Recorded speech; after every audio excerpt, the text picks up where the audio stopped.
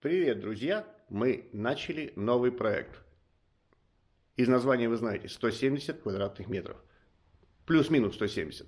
170 квадратных метров – это то, что осталось от 194 квадратных метров. Тех 194 метров, которые некоторые из вас могли видеть на канале Дмитрия Хромова. Стяжка 194 квадратных метра. Как-то так называлось его видео. Дмитрий занимается устройством стяжки в старом фонде. Это его прямая такая работа. Кто, может быть, не в курсе, ссылка на канал Дмитрия будет в описании. Дмитрий здесь сделал стяжку, она здесь высохла, и мы можем приступать к работе. Почему не полностью вся площадь квартиры? Какие-то хозяйственные помещения, ванная, уборная, вспомогательные помещения. В данный момент мы обрабатывать не будем. Ну и так, 170 метров это достаточно. По сравнению с мансардой, здесь в 2 раза больше и более насыщенно. Ладно, смотрим на саму квартиру, познакомлю вас с потолками. Вот. Входная дверь, прихожая. Угу. Прихожая, большая. Ну, не знаю, 10 метров, наверное, 10 квадратов. Вперед уходит коридор. Квартира на 2 стороны. Сюда идут комнаты во двор, и сюда идут комнаты на улицу. Угу. В самом конце, прямо напротив нас, уборная. Здесь коридор. Вот так. Такой вот коридорчик. Печная труба. Угу. Угу. Возвращаемся назад и пойдем смотреть покомнатно. Что у нас есть? Я пойду справа налево, как бы от входа. Там у нас внутренний двор. Там у нас улица. Пойдем направо. Первая комната справа. Так, вот такая геометрия у нас здесь. Все геометрично, и вот такая вот розетка. Так, и вот такая вот печка. Угу, очень красивая печка, здесь сохранились печи. Это супер, это просто супер. Давайте поближе чуть посмотрим на нее. Может, кому-то интересно, кто интересуется. Вот такая она. Здесь уже немножко их реставрируют, моют, чистят. Вот такая чистенькая, красивая. Вот так. Угу. Значит, потолки, геометрия. Розетка, тоже геометрично довольно-таки. Вот, здесь уже поработали электрики. Ждут, пока мы расчистим, пока мы им дадим пути подвода кабеля как бы внутрь в розетку. Для этого нам нужно найти будет, где ее половина, и аккуратно, не разрушая розетку, пропустить их кабель. Ну, подождут, они готовы подождать. Вот такая розетка, чтобы было понятно. Я думаю, что радиус от крюка, скажем, до конца, вот, да, орнамента, я думаю, 80, наверное. Может быть, да, наверное, 80-90 сантиметров. Она большая, она реально большая, крупная. Вот. Очень геометричная, очень геометричная. Углы, очень красивые углы. У нас был недавно ролик, где мы расчищали подобные углы, там, где чистили всю квартиру. Вот там подобное было. Такой вот карниз. Пойдем в следующую комнату. Входим. Идем дальше по коридору. Проходим вперед. Справа вторая комната. Вот такая комната. Здесь тоже есть печка. Вот, тут попроще, ну, зато корона красивая, а так-то печка попроще. Такой карнизик сбитенький, да, и вот розетка, центр розетки разрушен, его нет, вообще нет. Он замазан чем-то типа цемента. Я не могу выключить свет, здесь все закрыто, внутренний двор, темно, реально темно, ничего не будет видно. Ну так, тут трещина такая хорошая, серьезная проходит через потолочек. Здесь растрещалось все сильно. Вот так, карнизик и розетка. Я что-то думаю, что, наверное, будет так, что мы эту розетку почистим и постараемся найти вот эту внутреннюю ее часть. А ну-ка я прикрою, чтобы видно было. Вот такая она. Я думаю, это типовая розетка. Существует очень приличный шанс на то, что мы сможем найти подобную розетку, такую же, и взять от нее как бы серединку, центр, и вставить сюда. Надо будет расчистить, когда дойдем, расчистим, вот, и посмотрим на нее уже, чтобы можно было искать. Пойдем дальше. Дверка. Так, возвращаемся. коридор. Здесь у нас уборная. Так, так. И кухня. Вот кухонька такая. Карниз здесь такой же, как в коридоре. Розетки здесь нет. Ну, зачем она на кухне? Розетки здесь не могло бы быть. Вот историческая часть карниза. То есть здесь восстановлена историческая планировка. Об этом я чуть позже расскажу. Вот так. Вот такая кухня. Большая. Большая кухня. Вот. Ну, так видно, что здесь кухня. Здесь копченое все. Карниз такой же. Повторяет вот тот карниз, который в коридорчике. Идем дальше.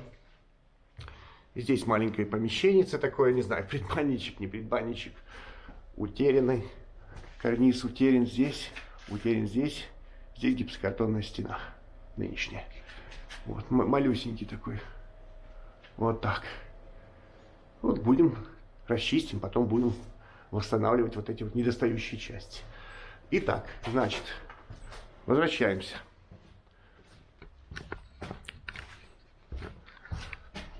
Мы шли по коридору, справа была кухня, предбанничек, и получается у нас третья левая комната. То есть правую часть мы обошли, 2 комнаты кухня, третья левая комната.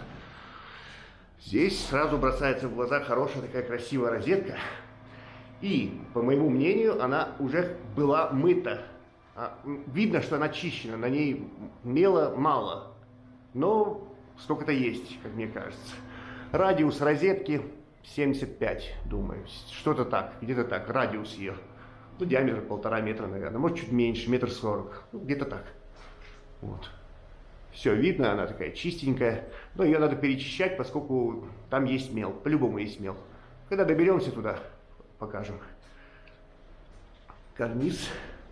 Карниз отличается от карниза, который в коридоре. Здесь его нет.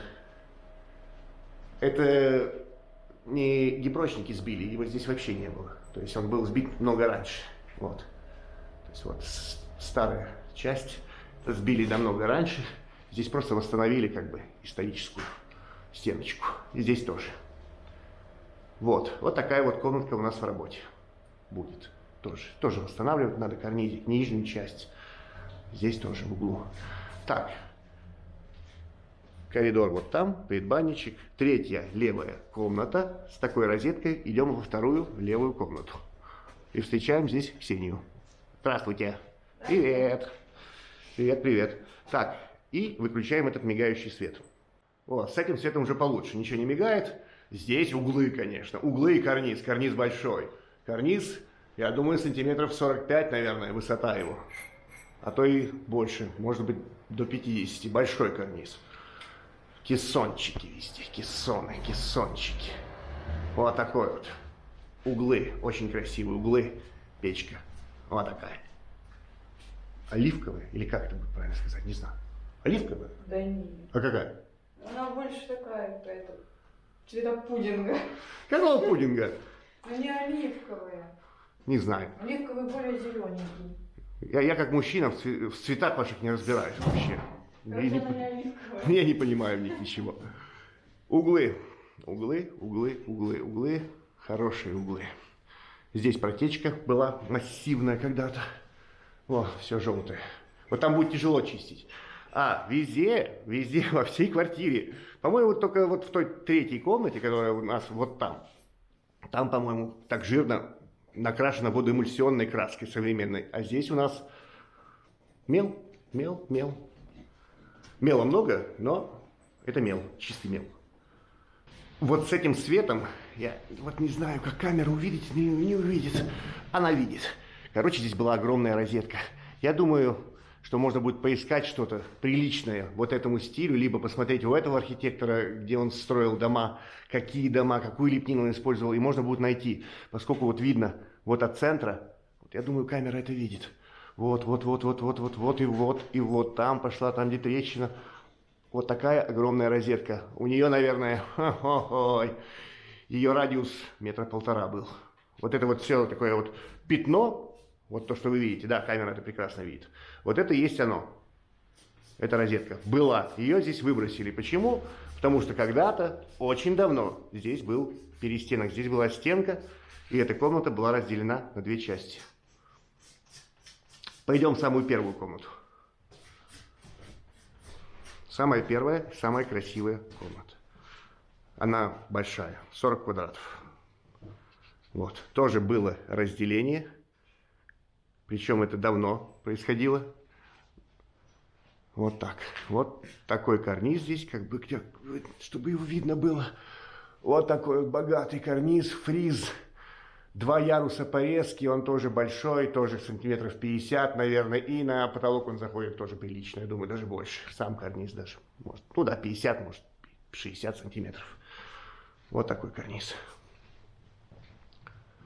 Очень богатый. Богатый карниз, конечно же. Вот. Розетка. Оп, а ее там и нет. Нету здесь розетки. Здесь угадывается контур. Вот он. Вот не знаю, видно. Я думаю, что камера его увидит. Вот здесь он находится. Она здесь была маленькая. Когда-то, когда мы дойдем в расчистке до этой комнаты, я думаю, мы почистим и что-то там увидим. Возможно, ее просто стесали, срубили, но там что-то можно будет, какое-то мясо найти и попытаться восстановить. Либо же ее вот так вот залепили просто штукатуркой, на что я надеюсь. Если ее залепили, мы сможем ее восстановить и вообще очистить. Ну, когда-то мы до нее дойдем, поскольку вот эту самую пряничную, самую красивую комнату я хочу оставить на закуску. Вот. Мы начали со второй комнаты слева и будем продвигаться как бы противоходом тому, как я шел, показывал вам. То есть пойдем в ту сторону, на кухню, может, в коридор, и будем возвращаться. И самую вкусную комнату оставим напоследочек. Вот. Такая комнатка. Очень красивая. Запомним, да, этот момент про вот эти вот разделения. И я хочу вам показать еще одну работу, которая нам здесь предстоит. Удобнее всего мне будет показать на этом окне, поскольку здесь нет визуального мусора. Так вот, нам предстоят еще откосы, оконные откосы. Здесь 13 окон, и вот 11 из них вот в таком состоянии. Видите? Вот. Ну, это понятно, это разбили, но вот это вот. Нету перехода на стену. Вот тут чуть-чуть осталось. Вот. 11 из 13 окон вот в таком состоянии. Здесь даже много осталось. В массе это вот так. Везде сбили вот эту полку ответную, которая идет на стену, которая формирует плоскость стены. Почему сбили? История, насколько мне известна, история этой квартиры. Эта квартира, насколько я знаю, была куплена нынешними собственниками у одного человека. То есть тот, кто ее продал, изначально расселил здесь коммуналку. Понятно, что здесь была коммунальная квартира. Я считал, у нас 5 комнат, но с разделением было 7 комнат. То есть человек взял на себя большой труд, когда-то кто-то, и расселил коммуналку. Причем снес вот эти вот перегородки, которые я показывал на потолке, да, следы от перегородок, он их снес и узаконил обратную перепланировку в историческую, как бы, в исторический план квартиры. В ту планировку, которая была задумана и была произведена изначально. То есть он снес ненужное и узаконил это. Поскольку законно ранее было с теми вот на потолках там, да, с теми перегородками. Нет, он вернул в истинный вид. И почему-то, зачем-то, мне непонятно это, но, может быть, он хотел лофт. Потому что позбивал он, предыдущий собственник, позбивал все фасадные стены. Все стены, которые выходят во двор, ну, где кирпич, несущие стены, он позбивал везде. Оставив при этом откосы. Вот. И либо он не досмотрел. Вот это какой-то вот, один минус. Потому что он проделал такую работу. Это геморрой. Расселять квартиры. Это трудно. Это очень трудно. Все эти документы, все эти, там же куча имущественных прав обычно, там куча семей, вот это все вот. Он это сделал. Но такой минус получился. Маленький минус, но сбили откосы. Может быть, демонтажники, которым он сказал, сделайте, они пошли и вот так сделали, он потом за голову схватился, но уже было поздно. Когда пришел, уже все снесли. Может, он хотел лофт себе лично. Я не думаю, что он для перепродажи это делал. Зачем было сбивать стены, да, вот, штукатурку со стен для перепродажи? Не думаю. Думаю, делал под себя, хотел почистить кирпичик, сделать лофт. Вот такое предположение. все окна сбиты. А почему я говорил 11 из 13? Потому что на 2 окнах вообще отсутствуют откосы. Одно окно новое заменено, а здесь будут старые окна, здесь все восстанавливается. В этой квартире восстанавливаются двери, окна и потолки. И стены остаются, ну вот, как бы историческая штукатурка, которая осталась, та и останется. Позбивали, на 2 окнах нет откосов вообще. Ну, будем их натягивать как-то, сделаем новые. А здесь будем восстанавливать вот это все, да? Такая вот работа предстоит. Возвращаясь в эту комнату, самую большую, самую красивую такую. Да, вот это вот следствие. Это было сделано давно, потому что широкая, да, ну, я думаю, наверное, 15 сантиметров вот ширина.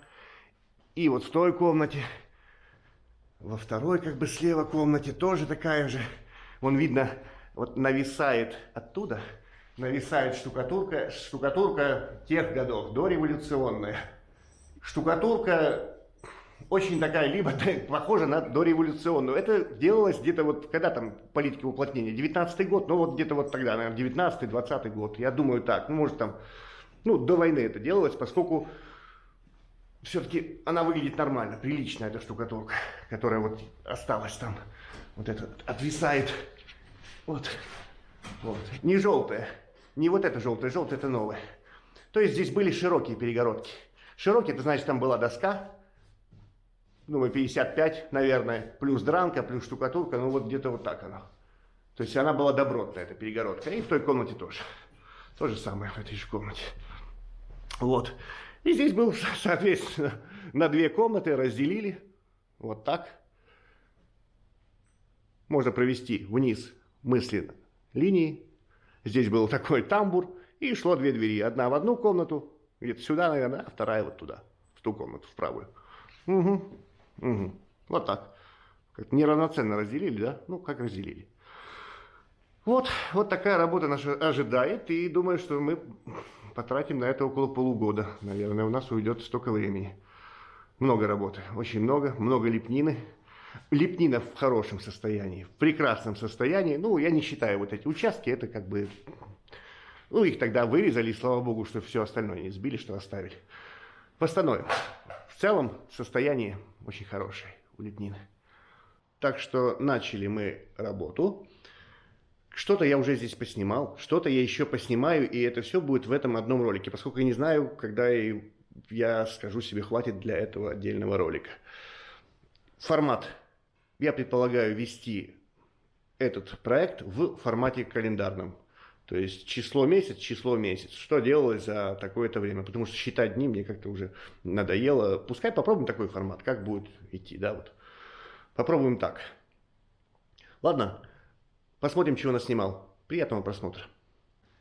14 января. Начинаем подготовительные работы. Привезли стол сложенный. Вот. Привезли нам из Петровича всего, горы вообще, все инструменты, туда-сюда. Начинаем собирать стол. Сейчас соберем, у нас появится верстак, и уже на нем мы будем создавать некие структуры, которые нам будут помогать в работе, наверное. Топ-контент. Говорит, что снимать? А вот это вот снимать. Мы перевозим с собой, связывая эти все штуки, да, они у нас пронумерованы. То есть везде есть номера 8 вверх, 8 вниз, нижняя, как бы царга, брус обвязки верхний. Вот так. Все пронумеровано. Скручивай сколько хочешь. Вот. Вот так вот. Вот так. Вот так как-то мы собираем стол. Пока видно, как он устроен. Ну, мне вот такая форма нравится. Сколько людей, столько столов. У нас такие столы. Вот так сделан. Здесь перемычки центральные. Вот так вот. И здесь коробка для того, чтобы сюда прятать что-нибудь. Ведро, там, не знаю. Ну, короче, наваливать сюда побольше мусора всякого. Ну вот. Вот так устроено. Да, сейчас накидываем фанерку. Пока вот видно, как оно собрано. Ну, вот так как-то пользуемся. Вот так. Стол собран. Ну, наверное, чуть больше часа мы проводили с ним. Но он теперь есть. И можно всякое на нем вытворять. Да, пока мы там делали, Ксения там чистит. Начала работу там. Здравствуйте, кстати. Здравствуйте. Она мерзнет. Тут холодно. А я не знаю, я вон в футболке, мне нормально. То есть. Мне холодно. А ей холодно. Ну, а мне нормально. Не знаю. Непонятно. Ну, вот начала чистить. Как-то. Вот, начали же чистить, вот угол как выглядит. Ничего вообще, никаких каких-то страшных повреждений нет. Ну, понятные там трещины где-то. О, это ни о чем. Это ни о чем. Хорошо, все в хорошем состоянии очень. 16 января, вчера я не снимал, вчера с Ксенией вдвоем здесь Ксения чистила, я занимался деревяками, все продолжал. Сегодня мы уже полноценно забурились, я забурился, Ксения работала, я забурился полноценно, прям в чистку.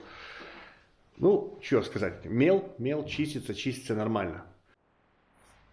Козлики мы собрали раньше, а этого я переделал. Он был неправильный, он был слишком ровный и брыкался этот козлик, взбрыкивал, когда ты на него вылезал. Теперь нормально стало, козлики легкие, классные, то есть, ну вообще, легкий, легко можно тащить его.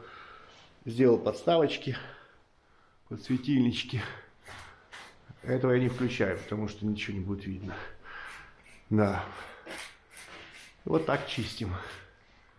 Уже, ну, не быстро, но не быстро. Все-таки корочка есть какая-то, присутствует там, меловая, еще какая-то. Не знаю, может быть, горячая лифа покрывала или не очень-то быстро оно идет, но идет хорошо. Вот такие вот листики. Вблизи это выглядит как-то так. Вот такие залепленные они, да? И вот такие уже чистенькие.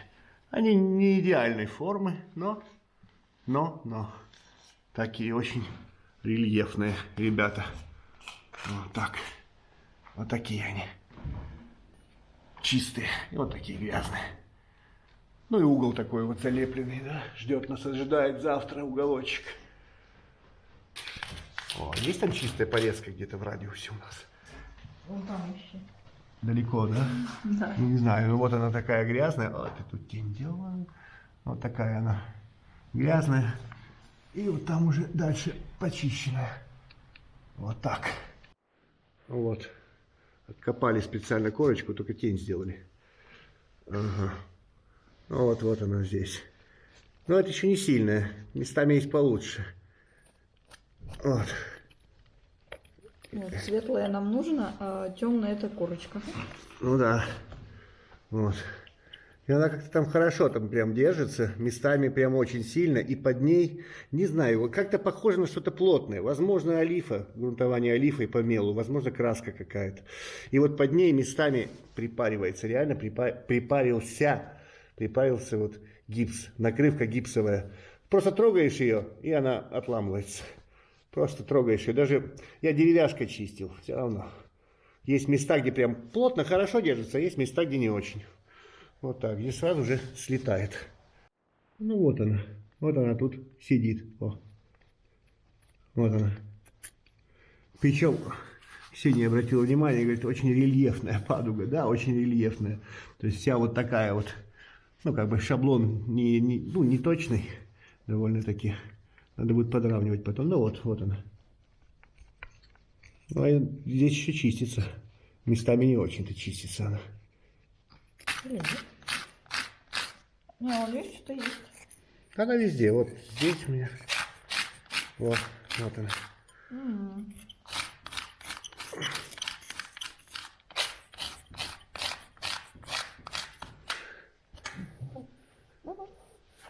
И он прям не стирается. Сидит она там. Сидит она там, влипшая прям. О. Видимо, мела не было. Похоже на какую-то краску. Не знаю. Вот блестит прям. Под ней мела нет. О, вот так. Ну, чистится. Ну, могло бы, конечно, получше, но это уже очень хорошо. Сохранность прекрасная. Замечательная сохранность этого карниза. А вот для сравнения два угла еще. Вот угол не расчищенный. Вот такой он. И вот какой почищенный. Вот так. Все читается полностью. Говорю еще раз, сохранность прекрасная. Я надеюсь, что такая сохранность будет везде, по всей квартире. Ну, несколько трещин. Ну, это не берем во внимание, вот эту штуку. Вот, это не является следствием каких-то там процессов, которые происходили с этим карнизом постоянно, да. Это мы восстановим. Это ладно. В целом он очень и очень целый, целостный, классный. Замечательно. Надеюсь, что так будет везде дальше по квартире. И еще кто-то может спросить, где вы Сашу потеряли? Кто-то, наверное, да, Саши пока еще не было здесь, и мы ее здесь, но я думаю, что не очень-то скоро увидим. Саша одна за всех нас отдувается на тех потолках, которые я вам пока еще не показывал.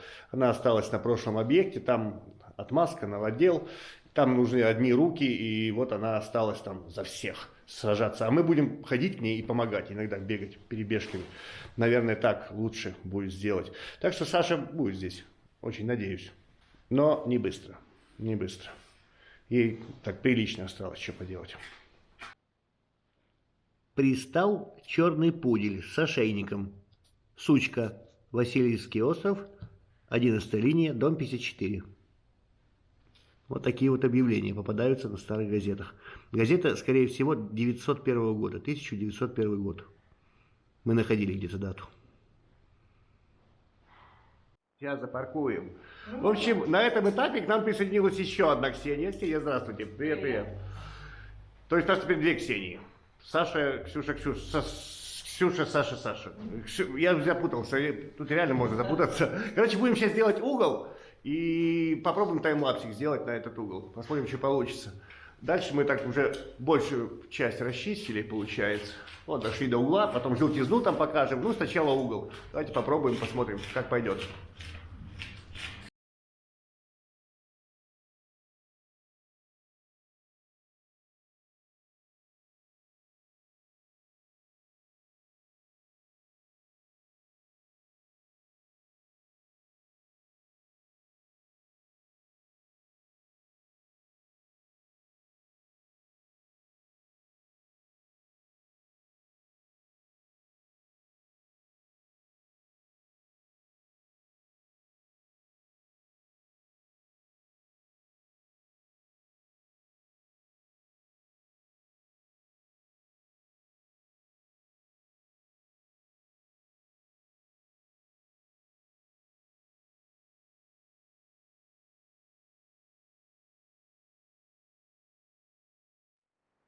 Вот такой результат. В черновую первый проход. Вот так сделано, вот так получилось.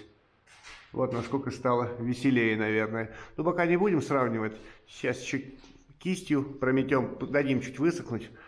Поработаем кистью. Еще раз немножко увлажним и уберем инструментом. Ну, я так покажу чуть-чуть, как это происходит отдельно. Чего? Подсохло? Все подсохло, нормально, да? Вроде бы. И теперь разнообразными, не знаю, вот там обувная, например, тоже прикольная, она следов никаких она на гипсе не оставляет. Можно ею, можно какой-то посудной щеточкой. Ну так, вот так мы сейчас здесь делаем так, поскольку мела много, здесь чистый мел, и можно вот так работать. С первый раз сняли и прометаем. Можно для внутренней взять, наверное, можно было бы вот такое что-то тоненькое, мягенькое, такая кисточка. Вот так она работает.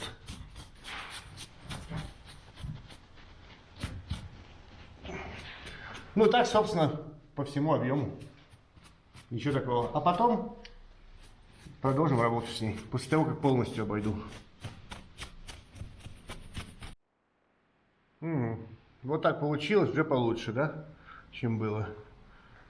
Соплей не висит уже столько соплей. Сейчас посмотрим, увлажняю слегонца, чтобы видеть косяки. То, что не дочистили за первый раз. Ну, вот темные пятна, собственно. Это то, что нужно сейчас дочищать. Чуть-чуть, слегка. Чисто для проявления.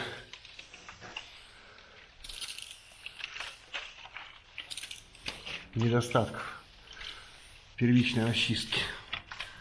Ну да, это таймлапсик, который был, там где-то 1,5 часа у нас ушло на эту работу, на троих.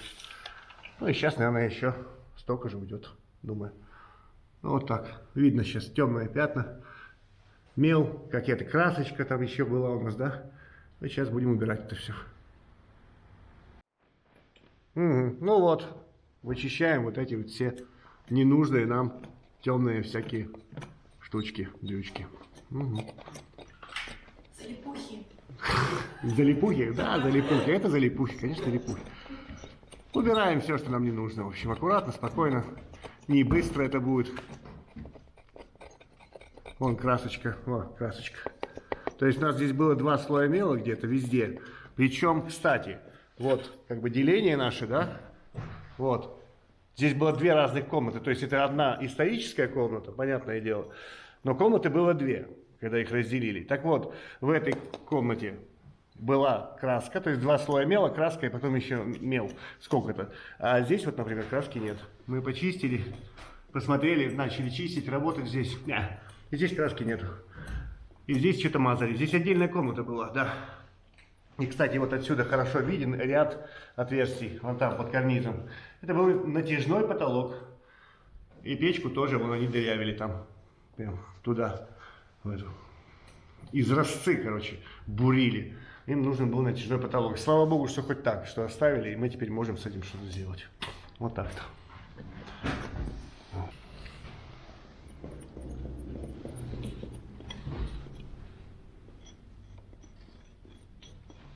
Зато снять потом все уже почистили.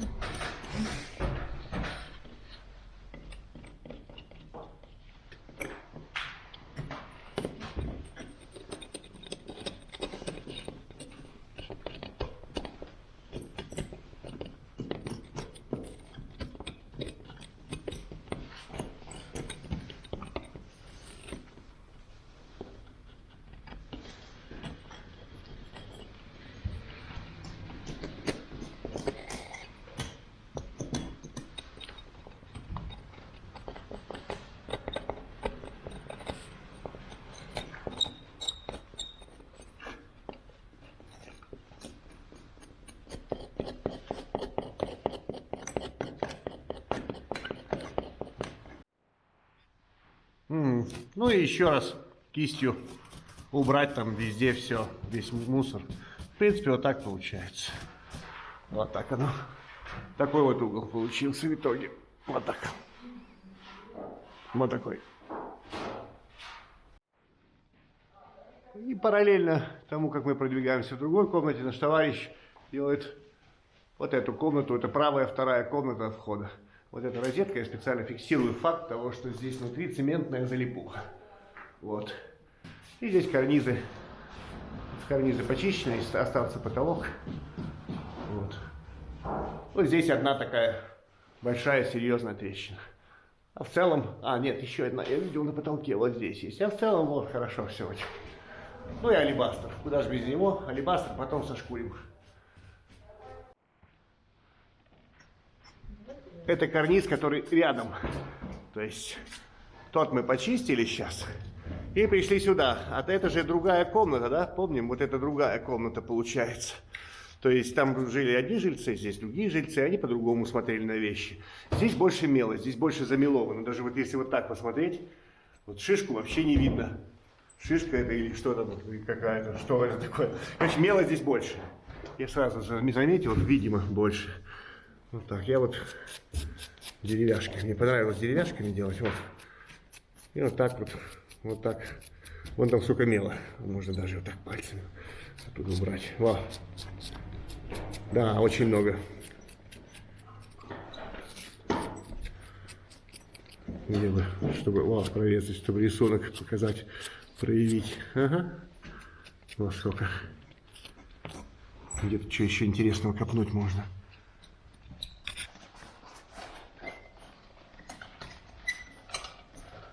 Где моя палочка?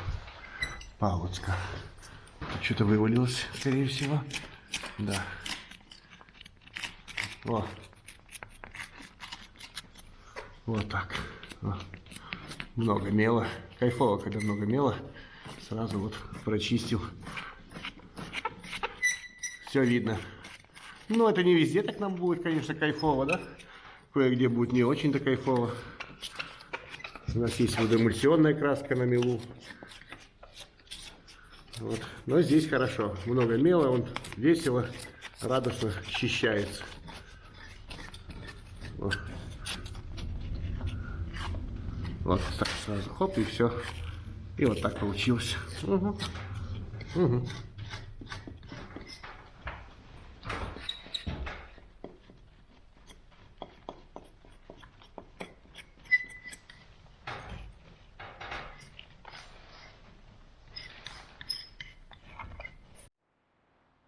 Ну вот так получился. На первый раз черновую прошли, пора домой. Уже нам пора домой, уже завтра будем заниматься. Сегодня, кстати, 19 января. Был такой продуктивный день, сделали углы, закончили этот угол, здесь паду. Хорошо, классно получается. Пока я очень доволен тем, как оно идет, и что это в очень хорошей сохранности. Сохранность, конечно, таких карнизов по сравнению с мансардой нашей, да, ой-ой-ой, очень хорошая сохранность всего, лепнины, карнизов, в целом-то, да, вот. Так, 20 января, пойду сейчас вот туда, вот в этот желтый угол, и покажу порезку, ну, как можно ее чистить. Да, как я буду ее, собственно, здесь чистить. Здесь уже Ксения продвигала слева направо, часть подчистила. Ну, вообще, тут, конечно, если смотреть так поверхностно, картина, конечно, ужасающая. Там вот это вот все, там соли. И видно, что здесь была какая-то краска. Вот она. Вот такие скорлупа краски, да? Она на мелу местами. Но она, вот она отваливается. Вот она, вот. И, пожалуйста, оттуда.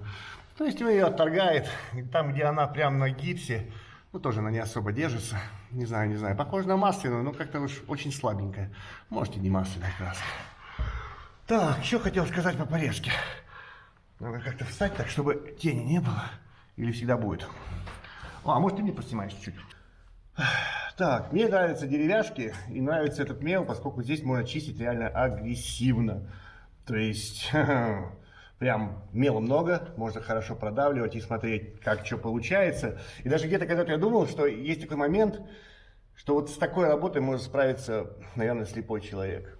Ну, да, человек, который не видит, человек с дефектами зрения, в принципе, может делать эту работу, поскольку тут давление. Ты чувствуешь, куда можно давить, куда нельзя давить, и особенно если ты раньше видел уже этот рисунок чистый, ну, вообще, это не составляет никакого труда, да? Ладно, попробуем, расчистим паттерн вот этот вот. Деревянные палочки. Я от них кайфую, они кайфовые, классные. То есть, хотя, гипс почему-то здесь, конкретно в этой комнате, мы в другие еще не заходили, я там лично не пробовал нигде, но здесь он мягкий. Даже вот эта палочка при каком-то неаккуратном обращении может оставить царапину. Так что оно, какая-то аккуратность нужна. Ну, попробуем, посмотрим, как это будет работать. Сверху вниз.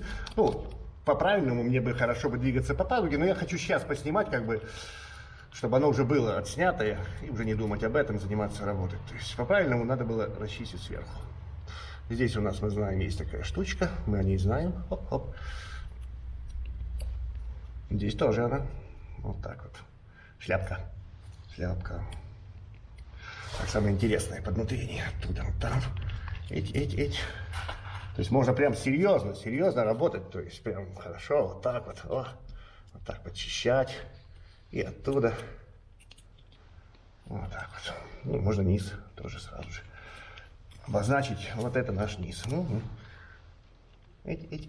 попробовать вот этой палочкой, тоже у меня такие штучки есть, можно вот ею.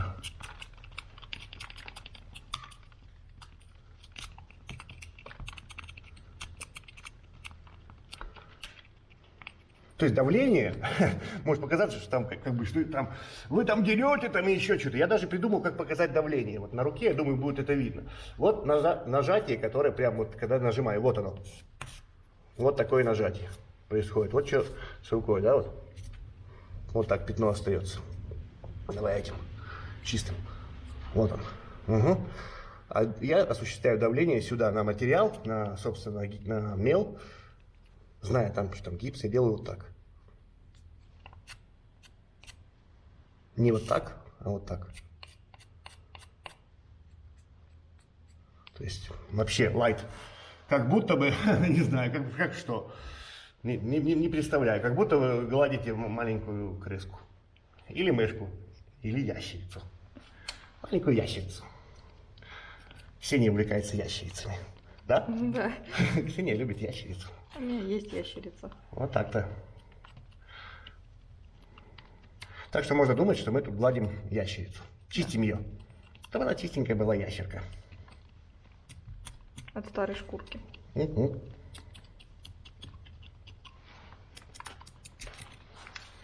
Возьму кругляша вот это вот. Я знаю, что там должно быть чисто, и здесь должно быть чисто, и здесь чисто, и вот здесь еще чисто.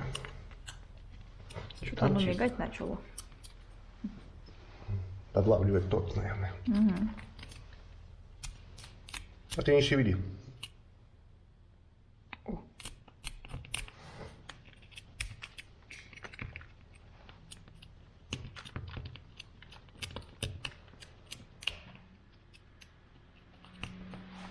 Угу. И вот где-то здесь уже можно остановиться. Да, да. Поскольку все, то, что дальше, после высыхания, оно сойдет обычной щеточкой в сухую. Это нормально. Чуть-чуть, может, еще что-то где-то. Ну, вот так вот расчищается вот такой вот паттерн, наверное. Хорошо, когда мокрый, видишь его, чуть-чуть увлажненный, не мокрый. Чуть увлажнили, и ты видишь, как оно там происходит. То есть, где надо, чего, где не надо. Спасибо. Спасибо. У вас, да, у вас там мигает. И еще покажу. Мигает там. И еще здесь посмотрим, что кроется под этой страшной, ужасной желтизной, да. Казалось бы, нет. Ксения пробовала, говорит, чистится оно нормально. Давайте пробовать. Я еще не пробовал. Это первый раз подошел только.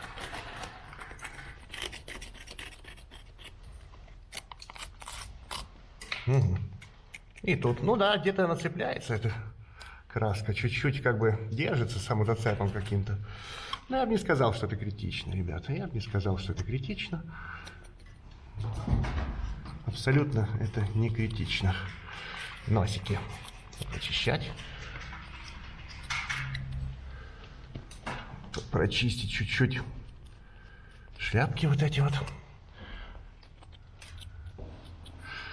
Тут какой-то, то есть такой у меня прямо, а ну-ка, чтобы тихо было. Такой прям чуть-чуть такой скрежет, то есть как будто там есть соль. Ну, песочек такой, как песок, то есть как соли. Выходят вот эти вот минеральные, да? Да, да, соль есть, вот пушистая, вот она, пушок такой, вот это соль. Ну, высол, понятное дело. Так. Поменяю я лопатку, попробую я почистить вот этой лопаткой деревянненькой.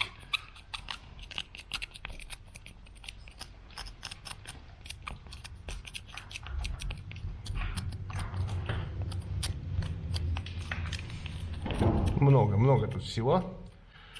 Очень много тут всего.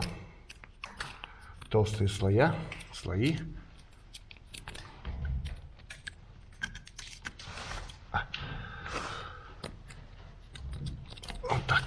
И вот так. Угу. Вот он проглядывает уже, да? Листик. Листики. А ну-ка этот посмотрим. Тоже тут толстенько. Накрас есть. Ну, понятно, накрас. Они тут пытались в этом углу хоть что-то сделать. Вот это отвалилось. Это, скорее всего, вот этот угол просто вывалился оттуда. Они пытались тут что-то хотя бы как-то облегчить свое существование здесь, в этой комнате, люди, которые здесь жили, да. Но недолго, кстати, они пытались, поскольку потом здесь был натяжной потолок. Вот он.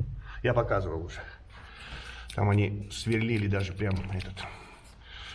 печку из росцы. Но, слава богу, что ничего не сломали, что все оставили. Там все досталось в хорошем состоянии. Это хорошее состояние. Подчистим, еще подчистим.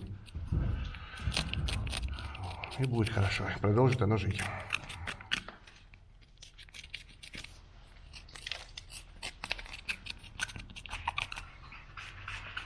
Вот оттуда.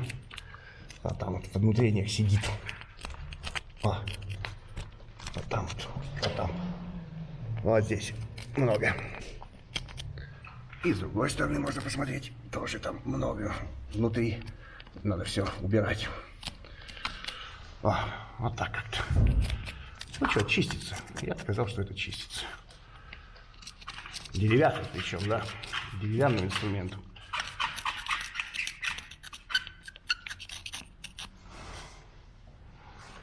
Давно не работал я по расчистке, вот руку сводить начинает от мелкого инструмента прилично. Вот когда месяц второй почистишь, уже нормально, то есть не чувствуешь. А когда вот только там несколько дней поработаешь, вот тут руку сводит прям нормально. Только издержки некоторые, да, таких действий. О, вот он. Цветочек. Дальше я не пойду, поскольку, ну, я имею в виду глубже, поскольку я бы уже пожелал чистую сухую кисть потом после высыхания обработать и посмотреть еще раз. И уже потом металлическим инструментом немножко почистить. Ладно, я покажу этот угол сейчас, как он выглядит. Вот так, там сверху залипуха. Я ее уберу оттуда, естественно, освобожу трубу. Так делать не надо, чтобы прям в трубу штукатурка была. Я это освобожу, потом мы обработаем так, как обрабатываем, да? Ну, почищу. Я думаю, мне на полдня тут хватит. А то и на целый день вот этого угла, этих порезок желтых. И потом покажу результат, результирующее какое-то труда. Угу. Ну вот так в целом получилось, но я был слишком оптимистичен. Уже 21 января, пятница. Вот так. Вот желтизна ушла. Вот так вот как-то я подниму повыше. Ну, что-то сняли, конечно, убрали. Что-то осталось, ну так уже. Намного меньше, чем было, да? Да. Вот угол чистенький. Тяги нормальные. А остались вот эти пятнышки там. Пятна. Мне кажется, это этот самый медный купорос. Вроде как. Ну, может быть и нет. Но оно сидит прямо в гипсе. Я сейчас не хочу придумывать, что с ним делать. Ну, как бы оставим чуть на потом. Еще надо чистить и чистить. И возле трубы, и в целом, не знаю, может еще где-то найдутся такие места. Надо реноватором вырезать. Потому что, чтобы не бить там ничего рядом с трубой, работающей отопление. Поэтому потом, сейчас здесь нет реноватора. Потом принесу реноватор и вырежу. Это не одно место, так будет возле каждой трубы, поскольку возле этой трубы также все сделано. Вот. И там обозначил себе место, где надо вырезать. Какая-то залипуха цементная, ненужная. В общем, а так-то мы движемся в сторону завершения этой комнаты. Сегодня не успеем, наверное, но уже много чего сделали. Вот это такой размер вот розетки уже проглядывает, какой он в реальности. Вот он такой. Ну да, большая, во весь потолок была. Ну, будем искать потом, попозже. Да. Ну, вот так. Получается, вот так получается. Чистенько, нормальненько. Вот.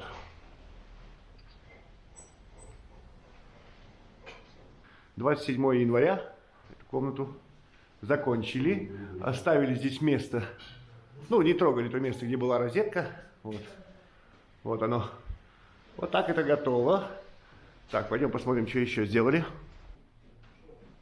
Здесь комната вторая справа, вот где белая печка, тоже почищена, товарищ с нами помогает нам. Желающие остаться неизвестными. Вот начал он делать уже кухню. Вот такая коричневая кухня. Не знаю почему, непонятно почему. Но выглядит это вот так. Вот тут мел, под мелом краска, под краской еще какой-то мел. И так вот, вот как-то вот так. Ну, коричневость непонятно от чего. Я пока не понимаю. Но чистится вот до такого состояния как бы. Вот. Вот так вот. Ну, выглядит, конечно, страшно, да.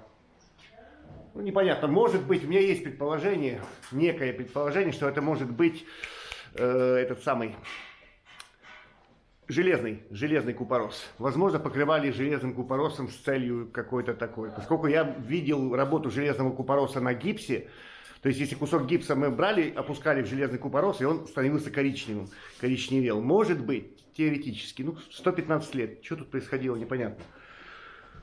Так, здесь от коридора слева маленький такой коридорчик, тоже почищен. Вот такой он стал. Ну, пока не ясно, что здесь будет, непонятно. Так. Вот, и здесь, ой, этот мигает. Надо вырубить его. Так, мигающего этого чувака выключили. И здесь дочищаем комнату, оставили специально полюбоваться розеткой. Тоже попробуем таймлапсик сделать. Ну, тут все видно, что тут происходило. Вот тут все было какое-то штукатурная залипуха. Тут даже уже не осталось. Что-то я не поснимал. А вот видно будет. Вот здесь. Сейчас приближу как-то. А, или давай. А только держи крепко. Так, крепко. Вот такая залипуха там. Штукатурка, шпаклевка. Собственно, так оно было у нас везде здесь. Ну, плюс-минус. Ну, что нового? Да. Ты что, холодно тебе? Холодно. Холодно, у нас холодно. Ну как холодно? Это некоторым холодно, некоторым нормально. И здесь тоже Ксения вытащила. Вот здесь угол был вообще залеплен сильно. Здесь не падуга, здесь прямая такая послеремонтная штука, которую, скорее всего, будем удалять и вот работать с низом карниза потом в будущем, да. То есть здесь не чистили, не имеет смысла. Ну, сейчас встанем втроем, весело почистим розеточку, будем толкаться, веселиться, плюхаться, шлепаться. Ну, как мы любим, да. Так, ну вот чего, такая вот розетка, она была очищена, надеюсь, не корщетками. Сейчас вблизи покажу, какая она. Ну, скажем, от центра крюка до конца вот вазочка там, да, букетик, я думаю, сантиметров 85-80. Она большая, она реально большая, крупная розетка. Ну, когда-то ее чистили, пойдем посмотрим ближе, как выглядит то, что здесь сделали. Вот здесь идет штраба, вот как-то вот так, и вот уходит сюда. Мы сначала расчистим, тут был провод, штраба, расчистим, потом удалим аккуратно, когда разберемся, что здесь происходит. Вот залито прям. Вот в таком состоянии оно все находится. Вот, вон кусок краски висит. Вот он, просто ляпка красочная. Вот здесь. Вот так, короче, вот так вот накрашено, там мел внутри, надеюсь. Вот, и вот такое оно. Вот так выглядит. Вот. Сейчас таймлапсик снизу, посмотрим, попробуем, почистим ее. И потом покажу еще раз, как получится она в чистом виде, ну, в приближении, да? Вот так вот цветочки выглядят, залиты. Вот такая она.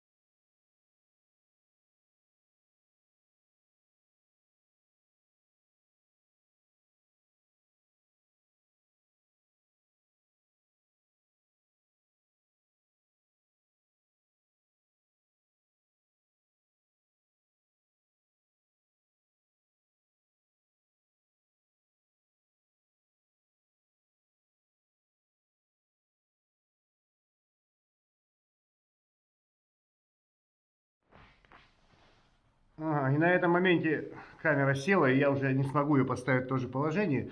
В общем, вот осталось чуть-чуть не расчищено. Вот здесь как было не расчищено, а расчищается. А, вот здесь остался кусочек. Мы тут все втроем, да, плюхаемся. Ну, вот так первично, вот так расчищается.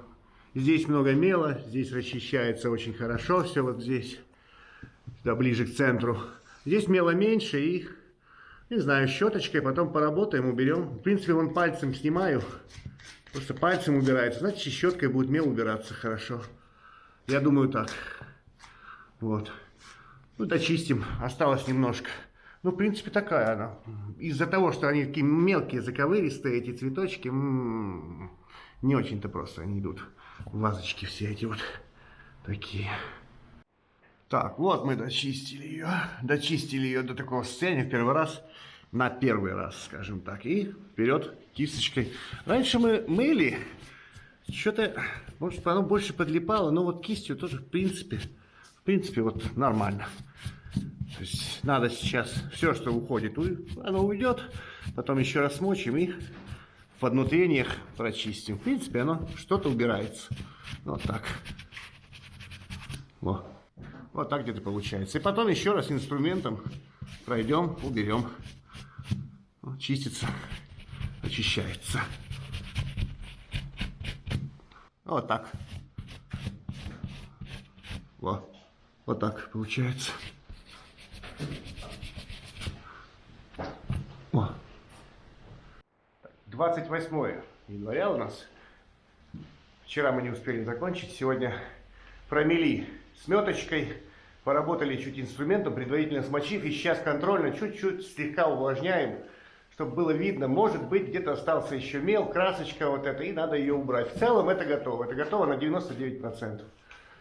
Ну, расчистка готова. Не сама розетка, естественно. Пойдем поднимемся к девчулям туда. Ой, дайте пустите. Ой. Пузу тяжело поднимать, наверное. Ты его переваливаешь сюда. Да. Переваливать пузу тяжело. Туда вверх. Ну, в общем, вот что. Вот так получается. Я не вижу, например, вот отсюда. Пришел контрольный просмотр. Айферна есть, да, нашла что-то там? Ну, Совсем да. в глубине. Да, в глубине, да, вот видно. А ну-ка. Может быть, будет видно. Вот здесь, о, синенькое. Видно, надеюсь. Сейчас ткну инструментиком. Вот такой остаток. Вот он. Вот такой вот остаточек. Там раз. Его оттуда вот. О, чуть-чуть. Но это нам чуть-чуть, вот это нам не нужно вообще. Просматриваем еще раз. Смочили. Остаток минимальный, но все равно наша задача это максимально убрать всякое разное. Вот чуть-чуть какая-то типа что-то. Вот и вот сюда, оп, и нету его. В целом будет готово все. Ага, кусочек алебастра, он темненький. Вот он. Эти, и нету его там. Вот такое, мелюзга, короче. Самая вообще мелочуха. Но надо сделать эту работу, да. Вот эта комната готова. Третья левая комната. Вот так розетка получилась. Получилось хорошо ее вычистить. Все видно, все читается, все с ней хорошо. Здесь можно посмотреть. Вот здесь проходит штраба, и она в розетку зашла, как они продели. Там вот видно, что они продели сквозь часть розетки. И часть замазали еще алебастром на розетке. Сейчас подниму повыше. Вот слева от крюка видно залипуха такая серая алебастровая. Вот, несвойственная. Так вот, вот эти вот места, где проходит, там где-то еще остаток кабеля проходит, и вот этот алебастр оставляем на потом. Уже тот, кто будет заниматься этой розеткой, уже потом аккуратно произведет изъятие вот этого вот всего. Мы убрали краску, убрали мел, чистенько, замечательно, очень хорошо. Здесь почистили, и здесь почистили, везде. А здесь вот не трогали, потому что вот это белое там покрашено, это падуги здесь не было. То есть нынешним собственникам досталось уже без низа, карниза. Как бы это квартира, это комната, скажем так. Вот оно видно вот в углу, видите, ровное там. Мы будем делать нормальный низ сюда. Ну, такой же, как здесь. Вот такой же низ, потом сделаем гипсовый или как-то еще. Ну, думаю, гипсовый. Вот тут вот трещина такая серьезная, да, видно. Вот так. Ничего. Это не самое худшее, что нам встречалось, да. Пойдем еще посмотрим, что происходит. Перемещаемся дальше. Товарищ у нас кухню заканчивает потихоньку. Когда-то будет заканчивать. Вот так. Ну, серое, вот это, не серое, говорю, серое, коричневое вот это. Ну, посмотрим, потом посмотрим поближе, разберемся с ним. Я думаю, подшкурим по необходимости, что-то сделаем. Может быть, чем-то хлорсодержащим попробуем, обработаем. Ну, такое оно нам досталось. Да. Не очень-то прилично, ну ладно. Пойдем к девочкам. Пойдем к девочкам. Они тут чистят все. Мы уже зашли сюда. Привет. Здравствуйте. Здравствуйте. Вот так. Тут мел. Мел, и говорят, что там где-то есть следы типа грунтования под мелом. Скорее всего, это грунтование олифой было. Покажешь там? Только смотри, чтобы не легало. Так забежи. Попробую. Я не знаю, там видно будет или нет. 20-30 сантиметров держи.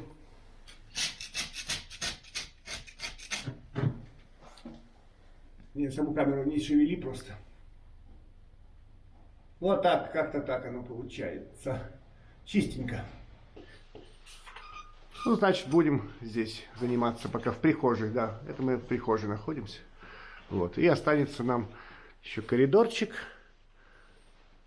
Справа комната первая правая и первая левая. А, стоп, еще один момент. Я помнится, не показывал. как расчистилась вот эта розетка. Товарищ нам расчистил, помог. Вот так она почистилась. Ну-ка, уберем свет. Очень тонкая, очень красивая, очень нежная она. Потом когда-то подойдем к ней поближе, рассмотрим. Когда здесь подмость будет стоять, еще что-нибудь. Такая прям тоненькая-тоненькая. Вот мне очень нравятся такие растительные, ненавязчивые, такие лаконичные и приятные. Ну, так, она такая и есть. Надеюсь, мы найдем для нее внутреннюю вот эту часть когда-нибудь где-то. Так, 30 января, воскресенье, специально воскресенье, не получилось в субботу. Чистим прихожку, чистим прихожую, закрылись, забаррикадировались, чтобы, когда сюда придет кто-то в понедельник, ну и вообще на неделе, чтобы здесь можно было ходить. А почистить это место надо, естественно. Ну, немножко осталось там. Ну, тут темно, включаем, естественно, этого товарища, но как-то так. Ну, чисто здесь не очень-то хорошо, поскольку что-то там где-то намазали, где-то, возможно, это все работает все-таки как колокол, вот эта вот ситуация, да, вот это вот место. То есть воздух, где-то испарение, не получается прям идеально чисто, не зацепив накрывку. Сейчас поднимемся, посмотрим, как оно получается вблизи. У меня с той стороны так же было. Ксения, ну где-то вот получше. Вот здесь вообще ничего не зацепило, да, получается? Ну, скорее вот там. Вообще там хорошо, классно, с той стороны. Вот. Здесь вообще нигде накрывка держится хорошо, но где-то вот темное что-то. Может быть, это какой-то алебастр, не алебастр. Может, олифа, не олифа. Короче, оно... Вот оно там. Начинаю счищать. Оп, зацепил. Угу. Зацепил. А как иначе? Она держится. Скорее всего, что-то наносилось в жидком виде. Вот прям корочка. Вот она. Она там как бы не нужна такая. А нет, вот здесь вычистилась. Аккуратно. Она прям там в гипсе. Кстати, не очень-то. Ну-ка. Бывает, что вот так шелестит. Значит, воздух там есть. И вот. Потом, только при ошкуривании, когда уже все пошпаклевано, потом, если пропустил такое место, потом чувствуешь, там где-то шелестит, бывает. Ну, все понятно, там пузырь. Так в целом, да, вот. Ну, мне кажется, это похоже очень сильно на алебастр. Темное такое, не, в меру твердое, намазанное на мел. Ну, как-то. Да не сказать, чтобы. Ну, вот здесь нормально, а вот здесь местами начинаешь счищать. А вот, чуть-чуть цепляешь накрывку, которая подспарилась. Ну, такая она, припаренная там. Вон пальцем, она пальцем уходит. То есть, а так быть не должно. Там, где крепко, так не получится сделать. А вот местами прям, вот она, не держится. Хотя это еще гипс. А вот сама накрывка, возможно, прохладная лифа тоже, да, не впиталась прям до штукатурки, поскольку вот это гипс. Вот это еще гипс. Он его поцарапал специально. Угу. Гипс, штукатурка дальше. Это накрывка, а на ней вот эта вот корочка типа. Корочка родная, это тоже гипс, но только, видимо, прогрунтованный. Может быть, теплой олифой. Может быть, из-за того, что здесь все-таки припарка существовала в этой прихожке. Вентиляции тут никакой не предусмотрено. Ну, все равно сохранность для такого возраста, дом какого у нас это? Пятого, да? Да, 5-го, по-моему. Для 5-го года сохранность, конечно, очень хорошая. Все фактически сохранилось. То, что люди не трогали, там, не разбивали, все сохранилось. А ну вот говорим с Ксенией, что... Ну вот здесь самые такие разрушения и валик, конечно. Отрицательные поверхности абсолютно, да? То есть наоборот. Возможно, счищали мел, чем-то промазали, тем же алебастром, не алебастром. Ну вот это, ну вот он алебастр, ну я же знаю его. Вот этот чувак. И вот тут что-то подобие какое-то. И там, где мела не было, оно, естественно, вошло в структуру саму. Ну, адгезия произошла, да? Местами хорошо, вот целый вообще валичек целый.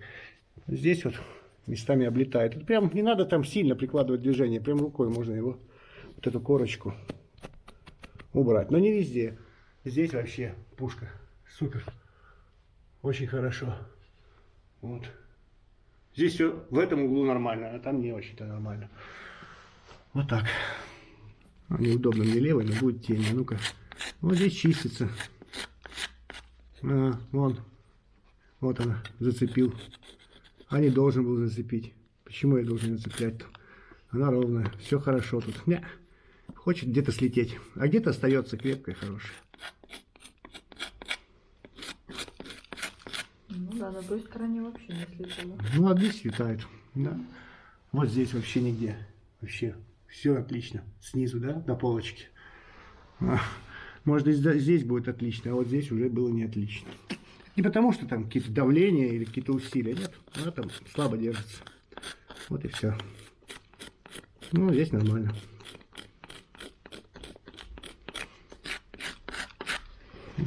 Так, как-то это работает все.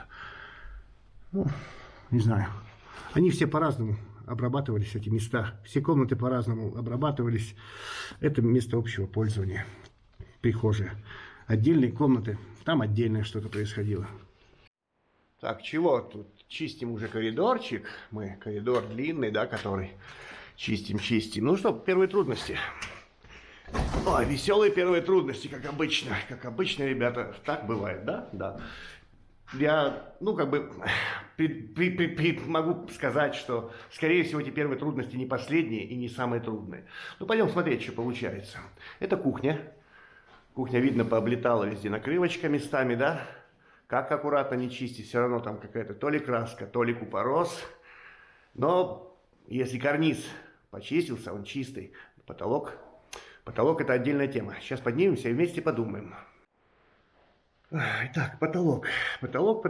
Вот, вот как бы родная штукатурка. Вот здесь, да? А вот покрытие. Это покрытие. Это следы корщетки на покрытии. Здесь чистили вот до такого состояния. Чистили какими-то лезвиями ножей, там, циклями и так далее. Чем-то вот так вот можно сдирать. С одной стороны, это простояло больше 115-120 лет. Сколько? Ну, почти 120 лет вот так оно пробыло, может быть, 100 лет пробыло. Не знаю, было так. Оно держится очень круто там. То есть инструмент, корщетка, ничего не берет. То есть оно там прям, оно въевшись в саму штукатурку. Вот этот слой. И по идее, да, если у нас тут были бы, да, вот авторитетные всякие чуваки, по идее, это можно не трогать. Скорее всего, если бы это было на карнизе. Но на карнизе оно все снялось. Вся эта краска, либо это купорос, оно все снялось. Здесь оно снимается огромным трудом. И по идее, это можно бы оставить. И тут вопрос. Я хотел бы, возможно, коллегиально с нашими зрителями подумать, да, оставить вот это вот, то, что держалось здесь лет 100. И то, что очень тяжело очищается, да? Либо все-таки дочищать до штукатурки. Ну, дочищая таким образом, мы врываемся уже как-то в штукатурку. Это не быстро, это сложно, но возможно. Не быстро, сложно, но возможно, да? Да. Я склоняюсь к тому, что нужно дочистить. Вот. Ну, подожду реакцию, то посмотрите. Ну, среди наших зрителей есть опытные товарищи, тоже могут что-нибудь подсказать. Я вот склоняюсь, что надо все-таки вот так дочищать. Но, может быть и оставим, не знаю. Подумаем, спешки нет никакой с этим решением, надо подумать просто, как сделать лучше. Как сделать лучше. Слоя как такового, видимого слоя нет, вообще нет. То есть слоя нет, она просто въелась в верхний, как бы, верхний слой в штукатурку. Некий такой грунт получился. И мое опасение, кстати, оно состоит в том, чтобы потом, после наших покрытий, это все не отошло пузырем. Опять же, за более чем 100 лет оно не отошло пузырем. Оно сидит там плотно-плотно. Основное опасение — это вот получение отторжения потом, когда-то там в будущем. Вот такой момент. Вот здесь дочистили, да? И видно, что там под этим покрытием местами скрывается мел. Кстати, вот да. Его немного, это чистилось от мела когда-то давно. Но он есть. Не везде. Не везде есть, здесь нет. Где-то и здесь нет. Прям въелось. То есть как грунт. Не знаю, пока не знаю. Пока вот так оставлю. Посмотрим дальше, что с этим делать. Ну, с одной стороны это хорошо, оно долго держалось, да, с другой стороны опасения отторжения. Вот так. Так, прихожая почти дочищена. Остался небольшой кусочек, мне чуть промести. Да, то была первая трудность.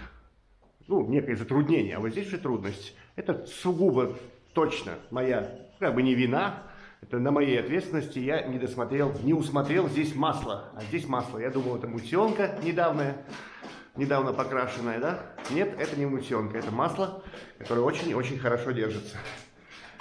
Ой-ой-ой, да-да-да. Пробовал товарищ феном здесь, но что-то смотрю, не очень-то оно как бы идет там феном. Еще фен для дерева хорошо. Распределение температуры, опа! Распределение температуры в этом материале, в штукатурках разных, в металле.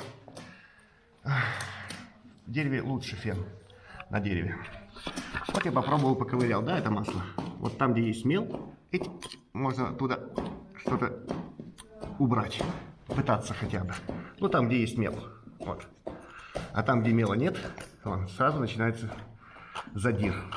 То есть здесь мела нет. Здесь напрямую краска в накрывку. Я склоняюсь к тому, чтобы все-таки работать здесь смывкой. Смывка Брауни. Вот, кстати, ага, вот я намазал буквально минут 20 назад. И она уже потихоньку работает. Вроде бы, да? Ну-ка, здесь поцарапаем. Ага, понятно. Она совершает работу. Еще замажем так. Дадим постоять. Смывка медленная. Сколько она на водной основе.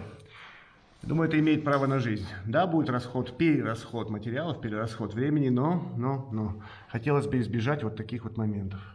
То есть, чтобы не царапать, не портить грани, не портить ребра, не портить кромки всякие.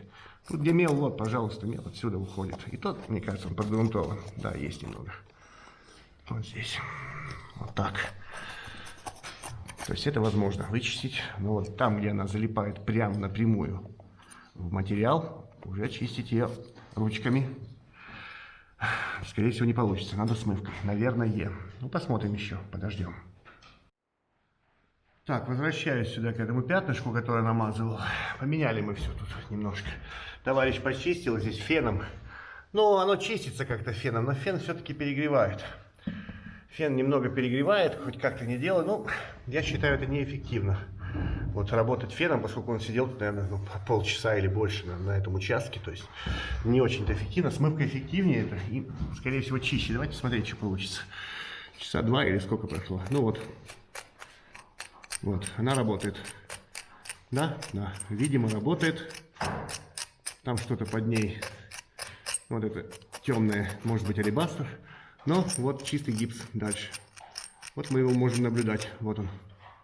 Вот гипс. Накрывочка, да? Да, так и будем делать, значит, чего? Надо мазать, убирать пыль. Вот это вот. Намазывать смывкой, работать смывкой, укрывать и так далее.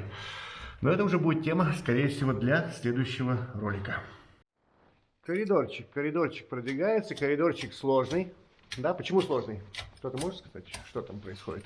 Там много накрывки слетает. Да. Очень много. Да, мягкие. Да. Мягкая накрывочка. Накрывка. И слоев побольше. Да. Тут очень много слоев, непонятно чего, и краски, и, возможно, алебастр. Да. Много ненужного. Ну, удаляем. Да, улетает накрывочка. Сейчас там с другой стороны покажу. Взберусь чуть-чуть девчулям сюда. Вот так вот. Вот видно.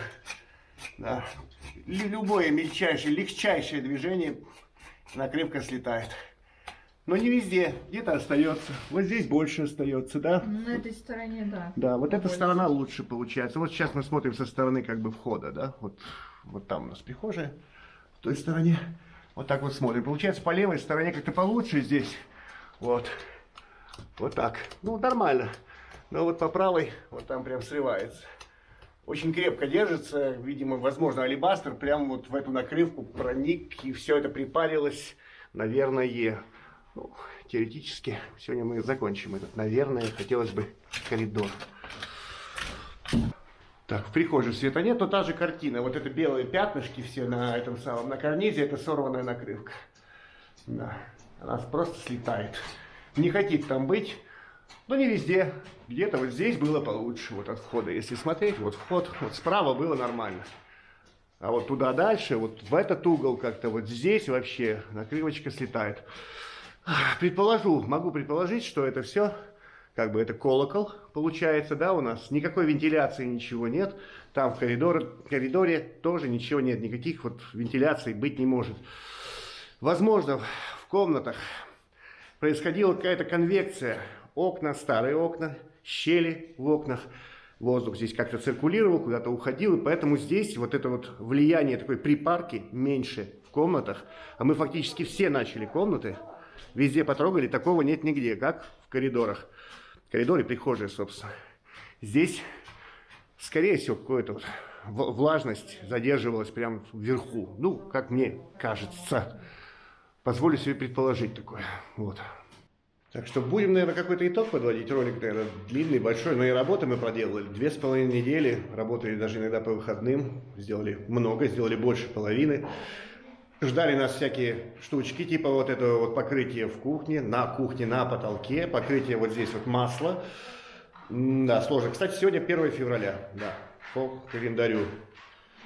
Осталось 2 комнаты. Самая большая, самая красивая. И вот эта комната с большой такой розеткой классной, огромной, но под маслом. Да. Хорошо.